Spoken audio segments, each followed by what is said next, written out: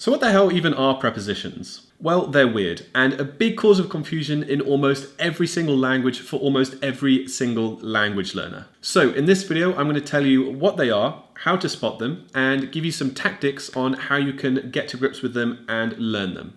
So let's get started.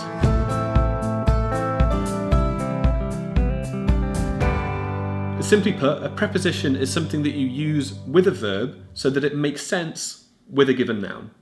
Let me give you an example. I go the shop doesn't make sense because you can't just say I go and then give me the destination straight away. You have to use a preposition and say I go to the shop. This to is the preposition. And a good way to spot other prepositions is that they often answer the question in the sentence of where, how, or when. Where did you go surfing? In Australia. How did you get bitten? By a shark.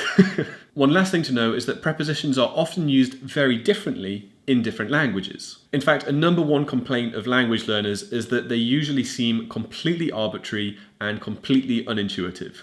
And this is important because it can lead to some quite interesting mix-ups. For example, in German, you are never on a train because on a train means physically, literally standing on top of the train carriage.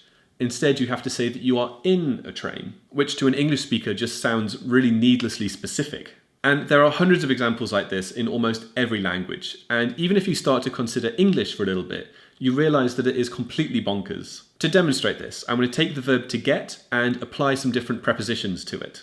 So to get up early, to get by on a budget, to get on a train, to get through a difficult race, to get around an obstacle, or to get on top of a piece of homework. Every single one of those phrases has a completely different interpretation, completely different definition, just because I changed the preposition. This particular application of verb plus preposition equals new verb is called a phrasal verb, and English is absolutely full of these, much to the chagrin of language learners everywhere who have to pick up English as a second language and have to try and understand why to get on a bus and to get on in life are completely different things.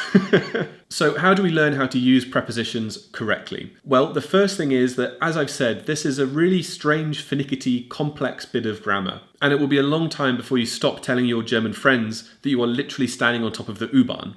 Now, bonus number one is that because this is such a common mistake, I tend to find that people are amused by these mistakes or they find them quite cute, and rarely do people really kill you about them. So don't worry about it too much. But bonus number two is that it does come with time, and I think the key thing to do here is to really concentrate on your listening. So whether you're speaking to native speakers or you're watching films or listening to podcasts, really pay attention to the prepositions that people are using and the verbs that they are using them with, because that is really the key thing. What you're trying to do is build connections between the verbs and the prepositions and try and understand which verbs go with which prepositions and how that changes what you're saying. Try and associate those two things really closely in your mind so that whenever you think of the verb to go, you actually also think to go to a place or to go with a friend. Fun fact, by the way, if you hate the idea of prepositions after all of this, then just go and learn Italian. There's literally only 5 that you really need to worry about. And if you compare that to more than 30 in German and literally hundreds in English, then you can see why I often say that Italian is a great language for beginners. So with that nugget of information and that inducement to just avoid the problem altogether, I'm going to end the video. So thank you so much for watching, and before you go, remember to subscribe to this channel for new language learning content every single week.